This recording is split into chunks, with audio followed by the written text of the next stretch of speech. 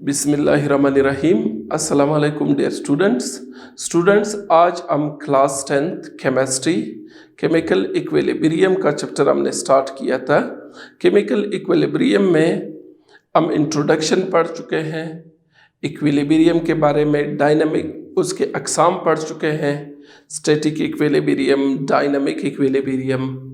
फिर हम reversible chemical reaction के बारे में डिटेल से बात कर चुके हैं कि कैसा एक रिवर्सिबल रिएक्शन जो है वो अल्टीमेटली इक्विलिब्रियम तक पहुंचता है। तो आपकी किताब में लॉ ऑफ मास एक्शन, इससे पहले हम पढ़ चुके हैं। लॉ ऑफ मास एक्शन में हमने एक एक्सप्रेशन डिराइव किया था, इक्विलिब्रियम कांस्टेंट। इक्विलिब्रियम कांस्टेंट के बारे में आज हम लॉ ऑफ मास एक्शन के बाद जो डिराइवेशन हमने की थी उसके नतीजे में एक एक्सप्रेशन आखिर में बना था जिसको कहते हैं इक्विलिब्रियम कांस्टेंट। आज हम इक्विलिब्रियम कांस्टेंट के बारे में तफसील से पढ़ेंगे। इक्विलिब्रियम कांस्टेंट क्या है, इसके यूनिट्स क्या है, ये कैसे हेल्पफुल है। तो equilibrium constant and it's units. Equilibrium constant को आपको पता है, इसको हम शो करते हैं Kc। इक्विलिब्रियम कांस्टेंट किसी भी रिवर्सिबल रिएक्शन के लिए हम इक्विलिब्रियम कांस्टेंट लिख सकते हैं और इसको रिप्रेजेंट करने के लिए Kc लिखते हैं। अब इक्विलिब्रियम कांस्टेंट क्या है? ये बुनियादी तौर पे एक रेशो है। किस चीज़ के दरमियान? प्रोडक्ट्स और रिएक्टेंट्स का ये एक रेशो है। यानी रिएक्टेंट्स की प्रोडक्ट की कंसंट्रेशन जो रिवर्सिबल रिएक्शन में है और रिएक्टेंट्स की जो कंसंट्रेशन है इक्विलिब्रियम पे, इन दोनों के का रेशो क्या है? वो इक्विलिब्रियम कांस्टेंट है। फॉर एग्जांपल, ये हम बार बार बात कर चुके हैं कि let for example A plus B reacts with each other. A और B रिएक्शन करते हैं, इस रिएक्शन के नतीजे में क्या बनता है? C और D बनते हैं। ये C और D वापस रिएक्शन करते हैं, इनसे वापस A और B बनते हैं। So this is a reversible reaction. अब इस रिवर्सिबल रिएक्शन, पहले फॉरवर्ड रिएक्शन पास्ट होगा, फिर उसके बाद रिवर्स रिएक्शन स्टार्ट हो जाएगा। तो एक स्टेज आएगा कि दोनों रिएक्शन जो है वो एक रेट से प्रोसीड होंगे। जिस रेट से फॉरवर्ड रिएक्शन होता है उसी रेट से रिवर्स रिएक्शन होता है। तो अल्टीमेटली ये रिएक्शन जो है ये इक्विलिब्रियम पे पहुंचेगा, जिसमें दोनों चाहे वो फॉरवर्ड रिएक्शन हो और रिवर्स रिएक्शन हो, इन दोनों के रेट्स बराबर हो जाएंगे। जब ये बराबर होते हैं तो इक्विलिब्रियम पे हम इनके लिए इक्विलिब्रियम कांस्टेंट लिख सकते हैं। इक्विलिब्रियम कांस्टेंट इनफैक्ट क्या है? ये Kc क्या है? ये जो आपके प्रोडक्ट्स हैं इनकी कंसंट्रेशन का रेशो और रिएक्टेंट्स की कंसंट्रेशन का, इन दोनों का आपस में जो रेशो है वो क्या है? वो Kc है।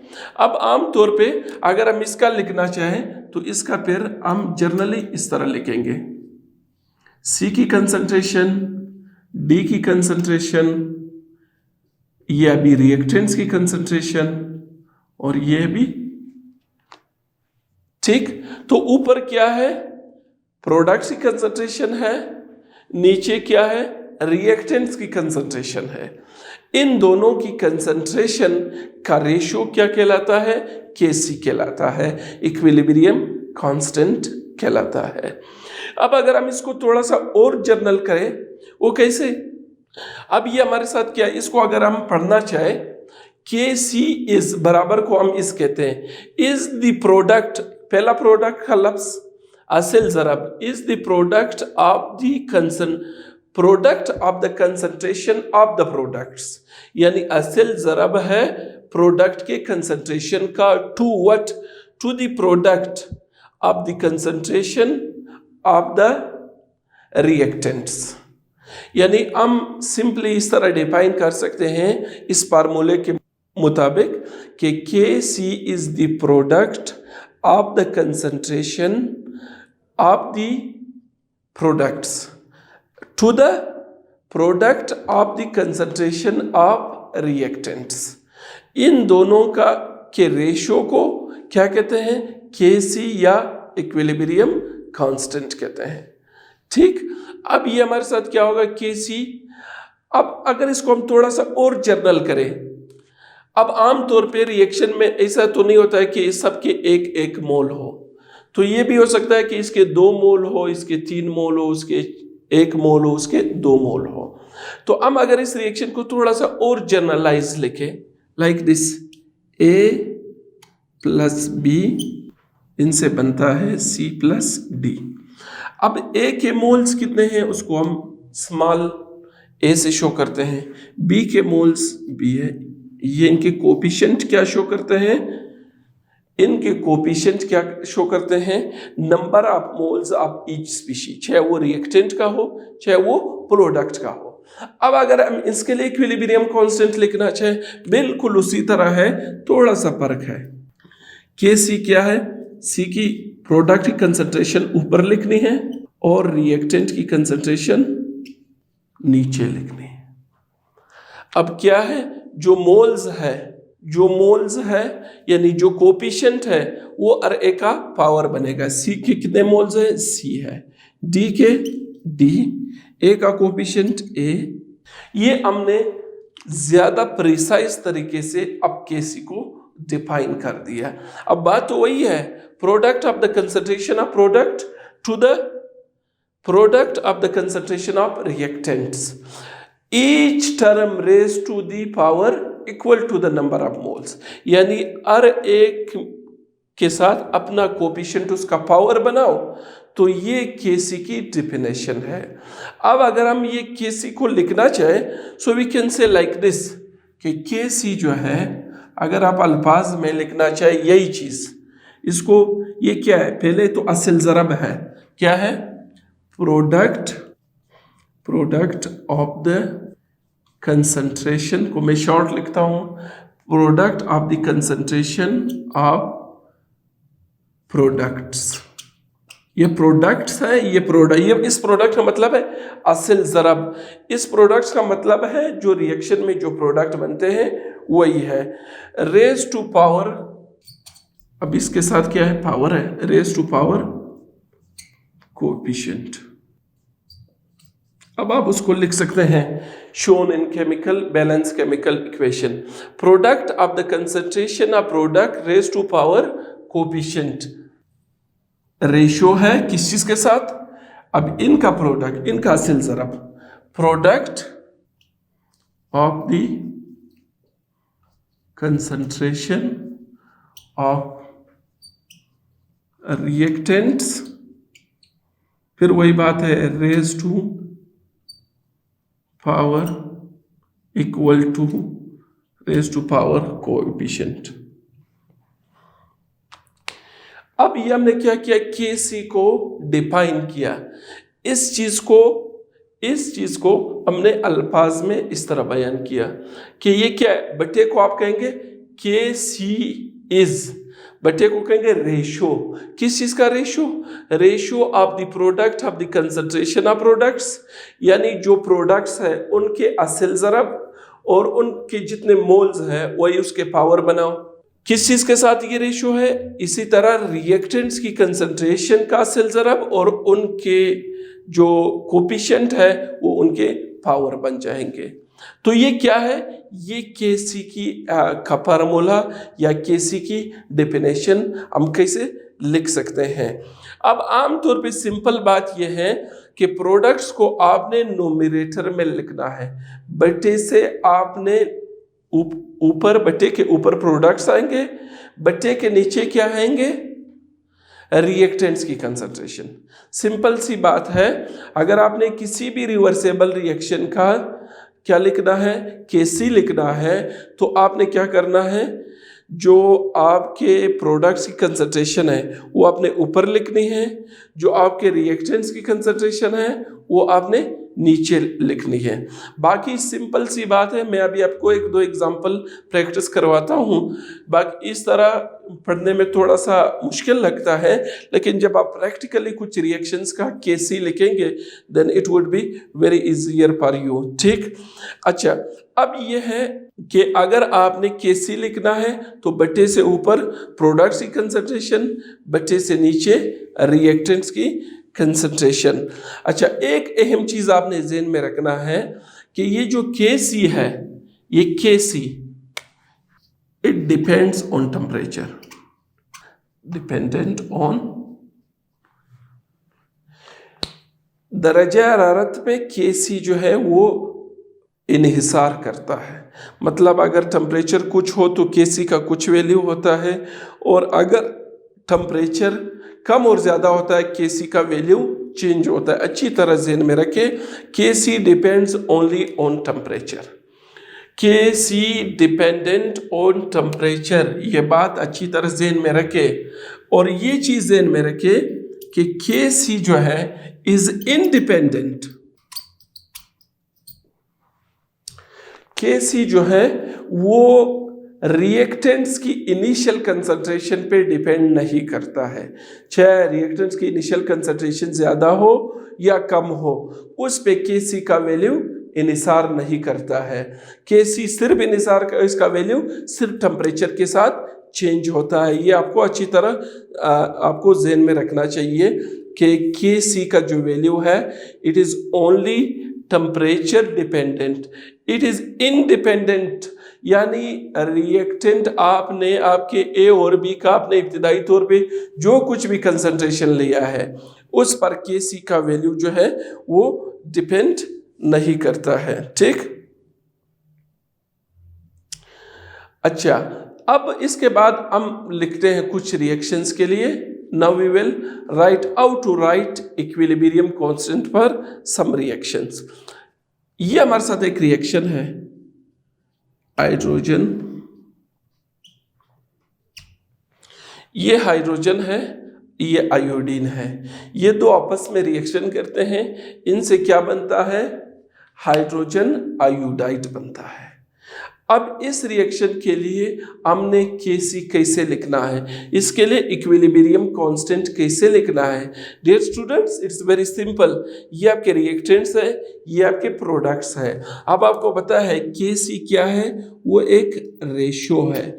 किस चीज का रेशो है, प्रोडक्ट्स, देखो इधर प्रोडक्ट्स ऊपर है, रिएक्टेंट्स नीचे हैं, तो हमारा इधर एक प्रोडक्ट है हाइड्रोजन आयोडाइड, ये हमने ऊपर लिख लिया। और ये देखे दो रिएक्टेंट्स है, उनकी कंसंट्रेशन रिएक्टेंट्स की तो कहाँ आती है, नीचे आती। ये क्या, केसी प्रोडक्ट की कंसंट्रेशन का रेशियो है रिएक्टेंट की कंसंट्रेशन के साथ। अब एक इसको देखे, ये क्या लिखा है, सी डी छोटा ए बी, ये चीजें हैं। इधर हाइड्रोजन के कितने मोल है, एक, आयोडीन का एक, लेकिन हाइड्रोजन आयोडाइड के कितने हैं, दो है, तो इसका कोफिशिएंट कितना है, दो है। तो हर एक का कोफिशिएंट उसके कंसंट्रेशन का पावर बन जाता है। सो हाइड्रोजन आयोडाइड की का दो आप इधर लिखेंगे। ठीक, अब इनका एक एक है, तो ये आप इनका एक लिखे या ना लिखे वो अंडरस्टूड है कि एक एक है। सो केसी इज इक्वल टू HiH2I2, यानी HI की कंसंट्रेशन का स्क्वायर और हाइड्रोजन की कंसंट्रेशन, आयोडीन की कंसंट्रेशन। अंडरस्टूड। अब ये हमारे साथ क्या हुआ, हमने केसी इस रिएक्शन का लिख लिया। अब मैं एक और रिएक्शन आपके लिए लिख, ये देखें, सपोज हमारे साथ ये एक रिएक्शन है, ए और बी रिएक्शन करते हैं, ए के 2 मोल हैं, बी के 3 हैं और सी के 2 मोल बनते हैं। ठीक, और ये सी वापस टूटता है, इसे ए और बी वापस बनते हैं। So this is a reversible reaction. Now we are interested, अब हमारी दिलचस्पी है कि हम इसका के सी लिखें। वो कैसे, सी की कंसंट्रेशन, प्रोडक्ट की कंसंट्रेशन तो ऊपर आएगी, रिएक्टेंट की कंसंट्रेशन नीचे आएगी। पावर किसका बनाना है, अब इसका पावर क्या है, अब पहले C की पावर, आप कोफिशिएंट कितना है 2, तो C की कंसंट्रेशन, B का 3, A का 2। सो दिस इज Kc। अब आप खुद डिफाइन कर सकते हैं, ये प्रोडक्ट्स हैं, उनकी कंसंट्रेशन डिवाइडेड बाय रिएक्टेंट की concentration. So this way you can write equilibrium constant for a reaction.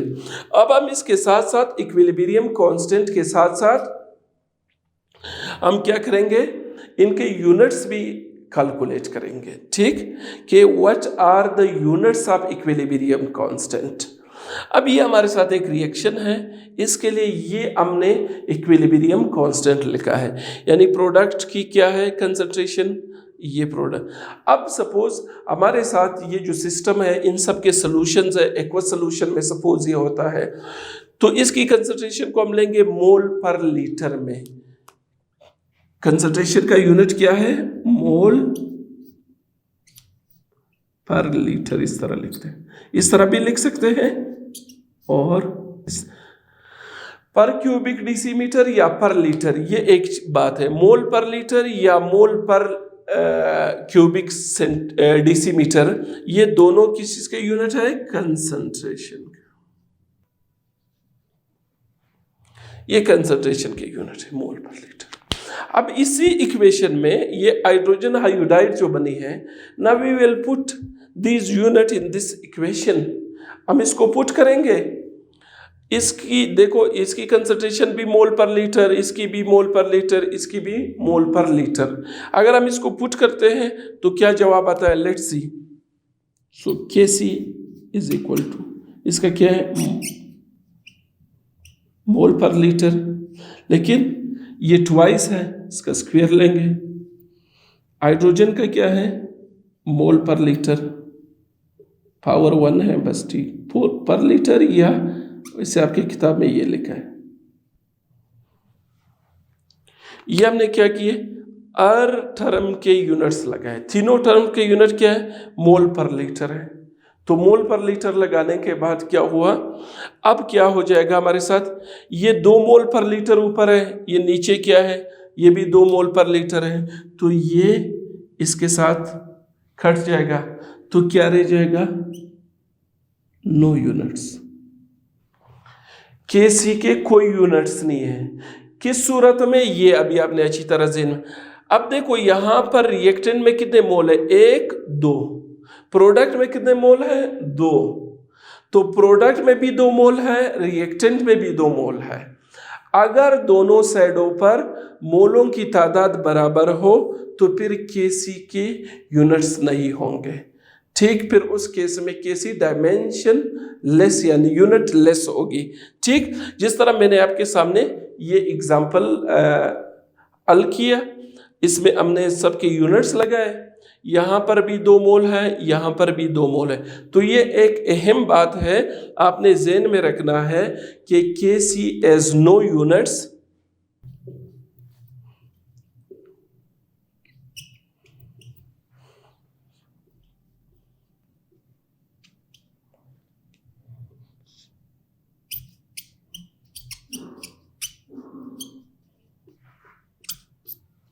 Kc के यूनिट्स नहीं होते हैं जब नंबर ऑफ मोल्स रिएक्टेंट और प्रोडक्ट्स के बराबर हो, जिस तरह इस केस में बराबर है, ये हमने आपके सामने कैलकुलेट भी कर दिया। Is it clear? तो ये हमने क्या किया, अब हम ऐसे एग्जांपल लेंगे जहां पर नंबर ऑफ मोल्स क्या हो, वो बराबर ना हो, तो वहां पर Kc के क्या यूनिट्स बनेंगे।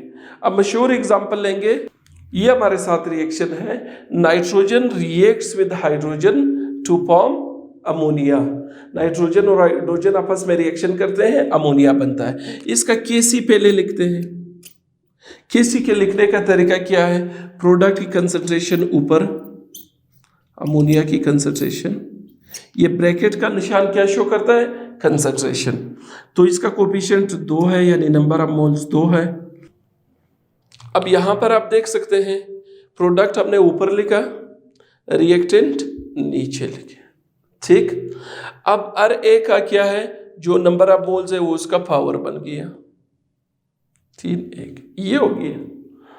अब ये सूरत-ए-हाल है, इसमें अब हम देखेंगे कि what are the units of Kc, क्योंकि यहाँ पर 2 मोल्स है प्रोडक्ट में और रिएक्टेंट में 4 मोल्स है। अब इस केस में हम यूनिट्स पुट करेंगे। क्या करेंगे? यूनिट्स। तो यूनिट कंसंट्रेशन का यूनिट क्या है? मोल पर क्यूबिक डेसीमीटर। तो ऊपर वाले में मोल पर क्यूबिक डेसीमीटर का स्क्वायर डिवाइडेड बाय नाइट्रोजन के लिए मोल पर क्यूबिक डेसीमीटर, 1 मोल पर की 3। अब क्या सूरत-ए-हाल है? ऊपर आपके पास 2 मोल पर लीटर है, नीचे यानी 2 बार मोल पर लीटर है। नीचे क्या है? 1 ये है और 3 ये है। तो ये दो इन 4 में से 2 के साथ कट जाएंगे ना, ये तो जरा पे कट जाएंगे। तो नीचे आपके पास क्या रह जाएगा? ये 2 है, ये 3 और 1 ये 4 है। ठीक है, तो 2 ऊपर वाले नीचे वाले किसी 2 के साथ कट जाएंगे। सो यू वुड हैव, आपके साथ ये रह जाएगा 1 बटा, ऊपर तो कुछ नहीं रह जाएगा, नीचे 2 रह जाएंगे मोल। इस तरह आपके साथ यूनिट बच जाएंगे। अब मोल 1 बटा मोल का स्क्वायर डेसीमीटर, इसको अब अगर आप हल करना चाहें तो मज़ीद अगर आप इसको सिंप्लीफाई करना चाहें, ये आप इस तरह भी लिख सकते हैं कि 1 बटा ये 2 क्या हो जाएगा? मोल स्क्वायर, और ये डेसीमीटर का क्या हो जाएगा? ये ज़रब का आ जाएंगे -6, इस तरह हो जाएंगे। अब अगर आप इसको ऊपर लाना चाहते हैं, 1 बटा के बजाय सिर्फ आप इसको ऊपर लाना चाहे तो ये आपके पास बन जाएगा पर मोल यानी पर स्क्वायर मोल, और डेसीमीटर क्या हो जाएगा? dm6 हो जाएगा, यानी लीटर स्क्वायर। ये आपके पास जो आ गया ये वाला एक्सप्रेशन, ये क्या है? इस रिएक्शन के लिए Kc के यूनिट्स क्या है? पर मोल स्क्वायर, क्यूबिक डेसीमीटर नहीं है बल्कि dm6 है, dm का डेसीमीटर 6। तो कहने का मकसद ये है कि Kc के यूनिट्स जो है वो रिएक्शन टू रिएक्शन वेरी करते हैं। अब मैंने आपको पहले हाइड्रोजन आयोडाइड का बताया, वहाँ पर उसके कोई यूनिट्स नहीं निकले, लेकिन जब हमने ये नाइट्रोजन हाइड्रोजन अमोनिया के मशहूर रिएक्शन के लिए Kc लिखा तो इस Kc के नतीजे में हमारे साथ ये यूनिट निकला। ठीक, तो Kc के यूनिट उस वक्त नहीं होते हैं जब मोल्स की तादाद क्या हो? वो बराबर हो। अब एक और एग्जांपल हम लेंगे। ये क्या है? फास्फोरस ट्राइक्लोराइड रिएक्शन करता है किस चीज के साथ? क्लोरीन के साथ, इसे फास्फोरस पेंटाक्लोराइड बनता है। तो इस रिएक्शन के लिए अगर आप Kc लिखना चाहें तो सिंपल है, Kc PCl5 की कंसंट्रेशन ऊपर जाएगी, नीचे रिएक्टेंट्स की कंसंट्रेशन। अब अगर आप इसका क्या निकालना चाहिए यूनिट, तो ये मोल पर लीटर, ये मोल पर लीटर, ये मोल पर लीटर। 1 मोल पर लीटर तो 1 मोल पर लीटर से घट जाएगा। अब मैं थोड़ा सा इसको प्रोसीड करता हूं ताकि आपको अच्छी तरह समझ आ जाए। अब Kc is equal to, concentration का यूनिट क्या है? मोल पर लीटर, बल्कि क्यूबिक डेसीमीटर यूज होता है यहाँ। नीचे क्या है? मोल पर। ठीक, अब ये क्या हो जाएगा? ये इसके साथ चला जाएगा। अब ये चीज जो रह गया ये ऊपर आ जाएगा, तो ये क्या हो जाएगा? Kc इज इक्वल टू, ये मोल है ऊपर आके पर मोल हो जाएगा। ये मैथ का उसूल है, dm -3 है, ऊपर आके 3 हो जाएगा। ठीक, तो ये हमारे साथ इस रिएक्शन के लिए Kc के यूनिट। अब यहां पर आप देखें क्या आ रहा है, यहां पर और यहां पर, तो ये Kc के क्या है? यूनिट्स है। आज के इस लेक्चर में हमने क्या किया? हमने केसी के बारे में आपको बताया कि how to write KC for a reaction. Simple बात है, प्रोडक्ट की कंसंट्रेशन ऊपर लिखो, रिएक्टेंट की कंसंट्रेशन नीचे रखो। और सिमिलरली हमने इसके यूनिट कैलकुलेट किए। यूनिट कैसे कैलकुलेट किए? मोल पर लीटर। जितने प्रोडक्ट्स के टर्म्स हैं उनका पावर अगर बनता है तो वो ले ले, और रिएक्टेंट के जितने टर्म्स हैं उनको आपस में जो करते हैं वो काटे, बाकी इनको अरेंज कर दे, तो जो यूनिट्स बचते हैं वो बच जाएंगे। ठीक, अब हम ये तो हुआ इक्विलिब्रियम कांस्टेंट और उसके यूनिट्स।